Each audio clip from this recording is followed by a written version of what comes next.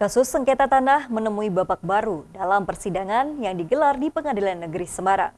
Terdakwa kasus penggelapan sertifikat tanah yang dilakukan dengan merekayasa perkara kepailitan meminta perlindungan hukum melalui penasehat hukumnya.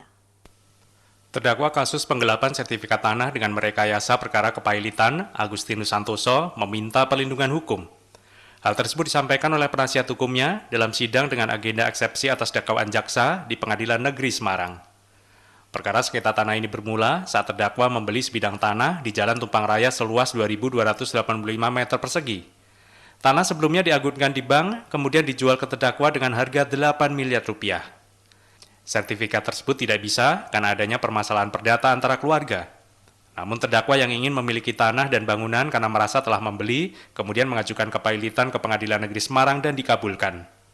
Penasihat hukum terdakwa dalam eksepsinya menyatakan jika terdakwa telah memiliki itikat baik dan beranggapan dakwaan jaksa tidak secara utuh menjelaskan peristiwa. Namun hal tersebut dibantah oleh kuasa hukum korban rekayasa kepailitan. Eksepsi itu adalah terdakwa ini seperti korban dari peradilan yang sesat.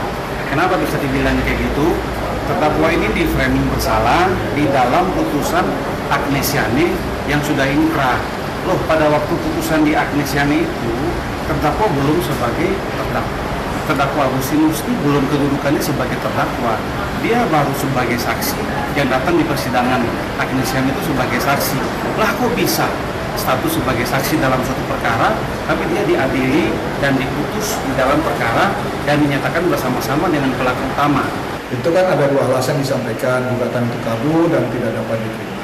Tapi faktanya kan sudah masuk ke pokok perkara.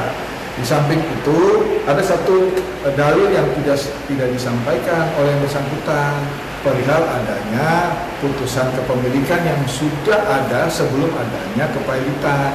Artinya dia menguraikan masalah seakan-akan dia beli tiket baik, pada awalnya memang beli kan begitu.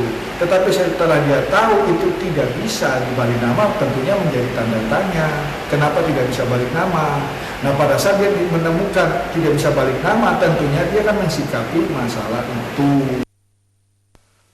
Dalam sidang pembacaan eksepsi yang dipimpin oleh Hakim Ketua Condro Hendro Mukti, penasihat hukum terdakwa meminta perlindungan hukum dan membebaskannya dari segala dakwaan. Dari Semarang, Wisnu Wadana, iNews melaporkan.